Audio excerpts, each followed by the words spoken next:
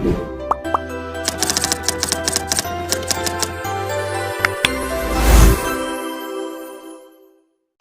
عبداللہ ابن عباس رضی اللہ تعالی عنہما فرماتے ہیں کہ نبی کریم صلی اللہ علیہ وسلم نے فرمایا کہ ایک مرتبہ موسیٰ علیہ السلام کا ایک شخص پر سے گزر ہوا جو بے چینی اور اضطراب کی وجہ سے تڑپ رہا تھا۔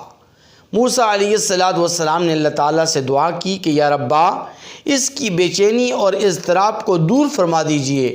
اللہ تبارک و تعالی نے فرمایا کہ اے میرے کلیم، اس پر کسی جن یا شیطان کا غلبہ نہیں، بلکہ اس نے میری رضا، میری خوشنودی کے لیے اپنے آپ کو بھوکا رکھا ہوا ہے، اور میں اسے روزانہ کئی مرتبہ رحمت کی نگاہ سے دیکھتا ہوں۔ آپ اس سے درخواست کیجئے یہ آپ کے حق میں دعا کرے، اس لیے کہ میں اس روزانہ اس کی ایک دعا کو ضرور بضرور شرف قبولیت عطا فرماتا ہوں۔ نبی کریم صلی اللہ علیہ وسلم نے فرمایا کہ آج دنیا میں سیر ہونے والے کل بھوکے ہوں گے۔